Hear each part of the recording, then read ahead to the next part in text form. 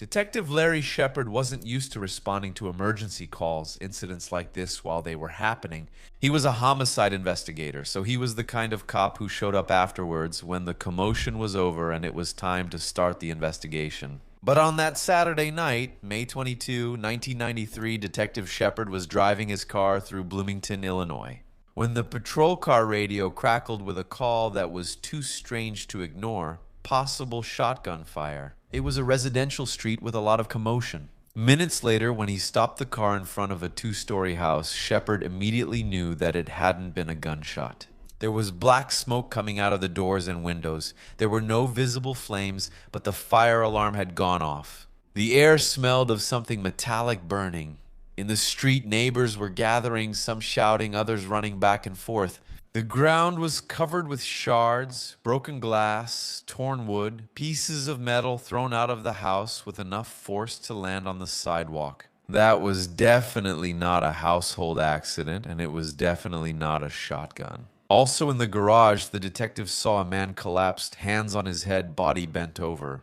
He was walking, pacing in circles there, repeatedly shouting a name. Who was it there that Shepard understood? There was someone inside, maybe more than one person. Waiting for reinforcements wasn't an option for him at that moment. He and his partner then told the bystanders to step back and ran up the front steps, going straight into the smoke. Inside the entrance hall of the house, the scene was total destruction. There was no active fire, but the smoke was still thick, making it very hard to see. The floor was covered with shards of glass, and metal fragments were scattered everywhere. Detective Shepard quickly noticed two strange details: a hole about 15 centimeters wide in the wall near the front door of the house, and another hole in the floor of the hall. But before he could think about it, his attention was drawn to the body lying there on the floor. It was a woman, and there was nothing that could be done. She had a massive wound on her head. Throughout his entire career, Larry Shepard had never investigated a homicide caused by a bomb. But standing there in that hallway, surrounded by that black smoke, looking at the charred body of that woman, he was absolutely certain that was exactly what he was facing: a blast, a bomb. Shepard then ordered the other officers to leave immediately. The scene wasn't safe. If there was one bomb there, there could be another, right? The fire department and the bomb squad had to take over from that point on. Outside, while specialists searched the house, Shepard started putting together the first pieces. The victim's name was Ken Wenger, 29 years old. And that man who was there pacing in the garage, completely dazed and panicked, was Kurt Simon, 32 years old, her fiancé. The neighbors said that the couple had arrived around 10:30 that night. They had been seen unloading the car. Kurt was supposedly the first to enter the house, carrying a box he took from the trunk of the car. Minutes later, he came out empty-handed and went back to the car, where he seemed to be fiddling with the trunk again. At that very moment, the one who entered the house alone, carrying another box, was when everything exploded. This detail really bothered the detective. Kurt goes in first and comes out unharmed, then Ken goes in and dies. Even stranger, an initial sweep of the house's basement revealed wires, gunpowder, and detonators, obvious components of an explosive device. That indicated that the bomb hadn't just been left there in the house, it had probably been assembled there. And if someone assembled the bomb in the basement, that at that moment indicated that maybe it could have been Kurt, the fiancé. So, Shepard asked for Kurt's car to be isolated and examined very carefully, especially the trunk. Then, he went to talk to Kurt himself. He was in shock, rocking back and forth, crying, repeating Ken's name as if it were a mantra. And when Shepard asked what had happened, Kurt said he didn't know. He said he came in with a box in his hand, left it there in the hallway, and was going down the stairs when he felt the explosion behind him. But that didn't match the neighbor's account, who said they saw him already messing with the car when the explosion happened. Maybe it was confusion, trauma, or maybe a lie. Even so, that night, Shepard didn't have enough evidence to arrest Kurt, so he was taken to the police station for questioning, where he spent more than an hour answering questions. He pointed out possible suspects: his fiancée's ex-boyfriends, Ken, Dale Fosdick, and Todd Wenger, both with a history of conflicts with her. He also mentioned Ken's mother, Wilma Cricket Lewis, whom he described as a cruel, hostile woman. He denied knowing anything about the materials found in the basement, remember? He denied putting anything in the trunk and refused to take a polygraph test. Even so, the detective had to let him go. Meanwhile, the story was already spreading throughout the entire state. On Sunday morning, less than 12 hours after the explosion, reporters were surrounding the police station. The Bureau of Alcohol, Tobacco, Firearms, and Explosives, which is an agency responsible for this type of investigation when it involves illegal explosive material, for example, was called in to help with the investigation. And the pressure was increasing more and more, and the problem for Detective Shepard was quite simple. The case against Kurt Simon was starting to fall apart. At that time, friends of the couple described a happy relationship. Kurt's alibi in Iowa during the previous week was confirmed. Because at that point, Detective Shepard was already looking into the history, the connections to get there. On the day of the explosion, Kurt's car was clean. A nanny who worked for Ken also brought crucial information to the case. The spare house key had disappeared weeks earlier. On another occasion, she ended up locked outside and had to tear the screen on the back door to get into the house. That meant that anyone could have access to that house. It's not like the couple moving in didn't know about it. Guys, let me make a parenthesis here, all this context. They were arriving from a trip. They lived in Iowa, and they were gradually making trips, bringing things to the new house. Suddenly, Detective Shepard's list of suspects exploded along with the house's hallway, right? Shepard? He still had no idea that the key to all of this was kept even in the memory of a child. But hold on, we were going to get there. I'm Marcos Campos. Welcome, everyone, and today's episode is just the way we like it, full of details and a really thorough investigation. If you enjoy criminal cases, subscribe for new episodes weekly. Becoming a member helps, and leaving a like or comment, even an emoji, supports me. Deal, message delivered. Let's get to the facts. On that Sunday morning, May 23, 1993, Detective Larry Shepard was already awake. He had been working there for a long time, way too long, in this case, at the station's coffee shop. It didn't taste like anything, but he kept sitting there, filling his mug and his mind with all the possible connections in this case. Outside, around the building, reporters were gathering as if they were sniffing out blood, you know. The bombing on a quiet street in Bloomington had spread, and when the Bureau of Alcohol, Tobacco, Firearms, and Explosives, that agency I mentioned to you, officially joined the investigation, Shepard knew he had no room for error. He needed answers, and he needed them fast. The first thing that started to bother him was realizing that the more he looked at Kurt Simon, Kane's fiancée, the less the pieces fit together. Kurt had the opportunity. That night, without a doubt, he was there. He was the last person to see Kane, but what about the motive? The motive simply wasn't showing up in the investigation. Friends described an excited couple making plans, talking about marriage, adoption, and the future. They had just moved in, guys, nothing that matched with a bomb hidden in the floor of the new house. Besides that, the timeline from the previous week weakened the hypothesis even more. Kurt, just so you know, had spent the whole previous week in Iowa finishing a seminar he was taking and getting ready for the move. The only one who was at the house during those days was Kane. But is that really true? Could it be that someone else or other people were there too? That's when Shepard turned his attention to Kane's ex-partners, Dale Fosdick, the father of her youngest child. And this guy apparently was always a problem in the relationship. He was late with child support, showed up at her house uninvited. He acted like he still had rights over Kane's routine. You know, that guy who maybe didn't understand that it was all over? Only the child remained there. It's a connection, but it didn't give him the right to keep bothering Kane. It's not Kurt, Kane's current partner. He had already confronted Dale demanding boundaries, right? Kind of like, man, get out of here, you know? And Dale didn't like that, apparently. And there's also another guy, Todd Wenger, the father of Kane's oldest daughter, who also, reportedly, constantly fought with her over custody and money to make things even worse. Todd and Dale were friends, believe it or not, and apparently Kane hated that. I mean, we can understand why. Maybe both of them also had access to her routine.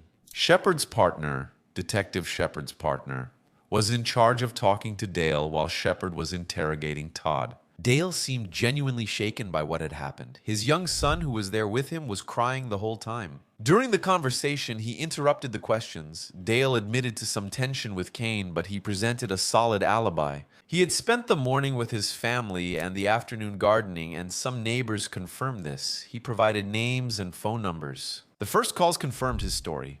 Todd Wenger, on the other hand, entered the interrogation room visibly nervous. He was holding his hand like this. Restless, twisting his hands, he avoided looking at the detective. He also admitted that he argued with Kane. He had frustrations with a divorce settlement, a resentment that had built up. But when Shepard asked where he was on the day of the explosion, then Todd kind of relaxed. He eased up and talked.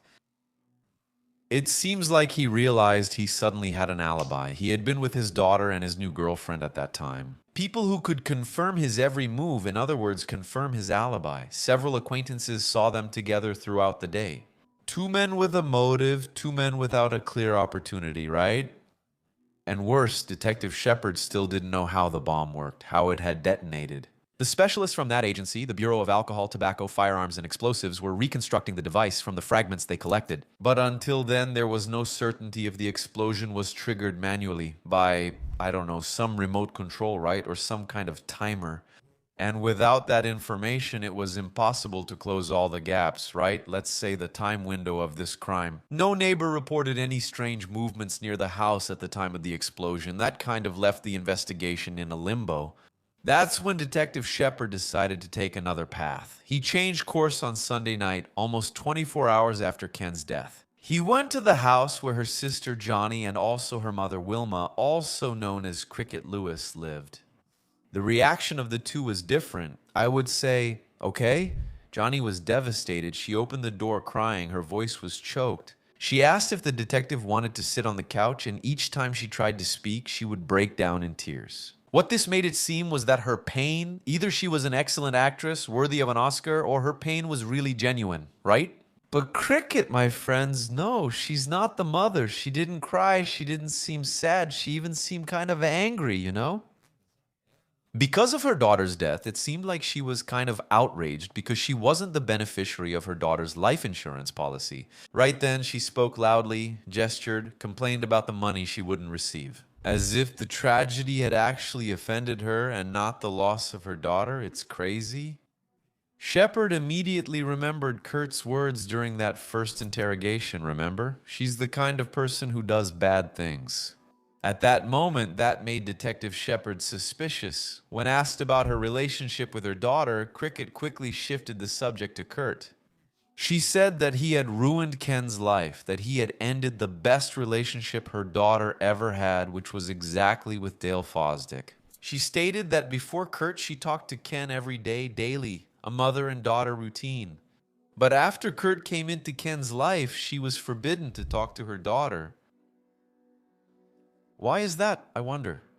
Anyway, Cricket was talking fast, jumping from one subject to another. She was kind of overtaken by anger. And Detective Shepard didn't know if he was dealing with a cruel woman, someone maybe not handling grief well, or why not someone with guilt, or maybe all of that together, right? Who knows? That's when Joni, the sister, interrupted everything. She introduced a new name. It was a co-worker of Ken's named Phil Hartman. According to the sister's story, Ken had recently left her job because, according to her, she had been sexually harassed by this man. There was a financial settlement, a supposed agreement, and according to Joni, Phil had made threats afterward, promising that he would get revenge. But not everyone in the case is a suspect, I would say, with motives. When Shepard left that house, he thought he was going to shorten his list, but he ended up leaving with an even bigger list. Kurt, Dale, Todd, Phil, and why not? Cricket, right? It was late and Shepard was already exhausted. He had been awake since Saturday morning when everything happened for the first time since the attack, so he decided to go home and get some sleep. On Monday the 24th, May 24th, almost 2 days after the explosion, Shepard went back to Ken's house. Now, where it all happened, it's not now. Officially, the house was cleared, the body had already been removed, the entrance hall was still destroyed, marked with flags, photographs, measurements, just like a real crime scene. The fragments had been cataloged, and there were also several burned magazines scattered on the floor in the hall. Anyway, guys, it was the scene of a brutal crime. And at the same time, there was that emotional connotation of dreams that had literally been shattered. Actually, the autopsy revealed specific injuries to Ken's left hand, and that's an important point, right? The experts from that bomb agency, the Bureau of Alcohol, Tobacco, Firearms, and Explosives, came to a crucial conclusion for the case. The bomb was motion activated.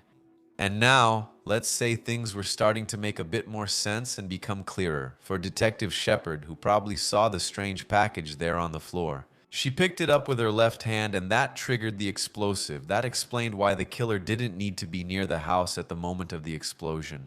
You really thought it was something planned to create an alibi, right? If he didn't need to be close, he was far away, and then he would have an alibi. But that part there saying the bomb would explode with movement, let's say it was a key piece in this investigation, huh? The bomb could have been planted hours, maybe days before, since they were moving, and that also explained why there were materials in the basement. Do you remember I mentioned there were wires, gunpowder, detonators, and all that, so the bomb had been assembled in the house? Why do you think that is? Transporting that bomb already assembled? That would already be too risky for the criminal, right? This kind of device required technical knowledge, patience, and a lot of precision. One mistake there, and the bomber himself would be blown up. So, at that moment, Cricket was taken off the list of suspects. She simply, according to the detective, didn't seem capable of something like that. But Dale and Todd, both mechanics, remained on the list. Kurt, highly educated and well instructed, also stayed on the list. As for Phil Hartman, that supposed guy who got involved in some trouble in a sexual abuse case, he was physically far from the scene. He had already been in Louisiana for a while and also didn't show enough technical knowledge, let's say, to make a bomb like that. So he didn't disappear from the list, but he was put at the very end, you know? While Shepard was analyzing the destroyed hallway of the house, an idea started to take shape in his mind. Whoever did that felt comfortable in that house, like he went in without fear, worked there in the basement, assembled a bomb in the hallway. Did he know the couple wasn't going to arrive? At that moment, it suggested that this person probably wasn't a complete stranger, right? Maybe someone close. When Shepard went down the front steps of the house, thinking about investigating Dale and Todd's workplaces, he heard someone shout his name. A police officer ran down the street and said, "Come here, I was talking to the neighbors. There's something you'll want to hear." The police officer was asking the neighbors if they had seen anyone there, if anyone had passed by the house in the previous days, if anyone had entered the house. Suddenly he was asking if it was someone unknown, if the neighbors had never seen this supposed person, if there even was someone, right? Or if it was someone who used to go there. Detective Shepard followed the police officer, and there was a little girl with her father on the sidewalk. A girl, about 10 or 11 years old, was there on the sidewalk, and the little girl was really nervous. And when Shepard started talking to this girl, he knew the case might start to be solved. This little girl from the neighborhood, she obviously didn't want to be there, right? You could tell she was scared, kind of insecure, holding on to her father's shirt, right there, you know, kind of frightened. Her father was right there beside her, serious, you know, trying to give her some confidence to make her feel safe, right? Detective Larry Shepard crouched down and looked her in the eye. There, he spoke calmly to her, said, "Look, you can relax. You're not in trouble. Just tell us what you saw, you know. It can really help us a lot." Then the girl took a calmer breath and started to talk. A few days before the explosion, she couldn't say exactly which day, but she was playing in her backyard, and she saw a man coming out of the neighbor's house. Ken's house, where the explosion happened. According to her, this man was walking calmly like someone who belonged there. He didn't run, he didn't seem nervous, he just walked out the front door, crossed the yard, and went to his car. Before getting in, he saw the little girl, so the girl saw him too, said hi, and the man waved back. When Shepard asked her if she knew that man, her answer was yes. She knew him, and she even said she had seen him there several times. Do you know who it was? Alpittsdale Fosdick. For Shepard, that name hit him like a ton of bricks, didn't it? It was like the ground exploded right there. It wasn't a guess, it wasn't just a rumor, it was a direct identification made by someone who had no reason to lie, right? From that moment on, the investigation shifted gears. The Bureau of Alcohol, Tobacco, Firearms, and Explosives agents had already been working, kind of connecting the microscopic fragments of the explosive to specific materials. Now, with Dale's name in the spotlight, Shepard asked for everything to be cross-checked. Tools, components, residues, habits, and the pieces started to fall into place. Dale had an old and seemingly harmless hobby, but it gave him knowledge, right? He built model airplanes, you know, the ones you control by remote. Well, it's a hobby that required him to have knowledge of electronics. Wires, why not simple detonators, right? Motion-activated systems, everything he needed to make a homemade bomb. Even more, Dale had a history of entering Ken's house without permission. He did that all the time, even after she asked him to stop, because in his mind, it never seemed like an invasion. To him, it was his right, and that explained a lot. Right, guys? Because the guy who built the bomb felt comfortable there with him. People saw it because he wasn't afraid of being seen, because the girl didn't find his presence strange. Dale was part of it, kind of part of the neighborhood environment. The authorities then reconstructed what they believed to be the real sequence of events. Take a look. On the morning of Saturday, May 22, 1993, around 11:30, Dale parked his car at Ken's house in the passenger seat. He was carrying a bag containing a partially assembled pipe bomb along with some tools. He then got out of the car and walked up to the front door. He used a key, a spare key that he had stolen months earlier from under the mat in front of the house. You know that habit some people have of leaving the key under the mat? Well, Ken had no idea about that. She only realized it had happened, that someone had taken the key. Because one day, she got locked out of the house and had to break in. Remember I mentioned at the beginning that she tore the screen door to get in? Well, coming back to that now. So Dale went into the house, went down to the basement, put his materials there, and started working on the pump.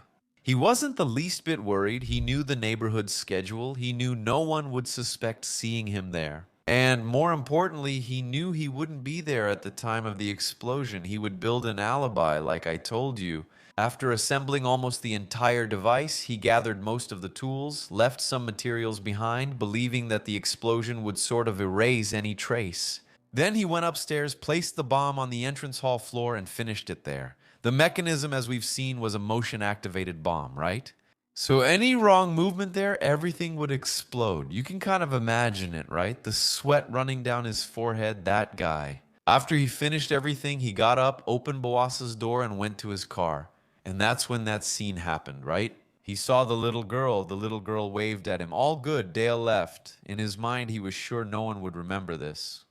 Hours later then, Ken and Kurt arrived from their trip, bringing some things from their move. There, Kurt went in first carrying a box. The bomb was already on the floor of the house, but he didn't even notice it at that moment. So he goes back to the car and Ken goes in alone, and that's when she sees that strange box on the floor, driven by natural curiosity, right? They were moving, guys. She goes there, bends down, picks up the box, and the bomb explodes. And then everything that happened after is what I told you about.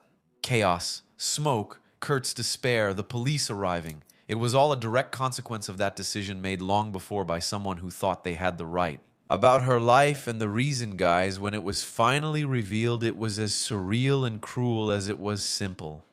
Dale was consumed by the end of the relationship. Even worse, he had heard from Kreit, Ken's mother, whom he was in contact with, and we saw that Kreit liked this guy, right? So he heard that Kurt, Ken's current husband, fiancé, was talking about adopting his son. The idea then that the boy could grow up calling another man dad made the guy snap. It flipped a switch in his head. Months of forensic investigation deepened the case even further. The specific residues that were found were linked to materials used in the bomb and also to items that, let's say, Dale had possessed.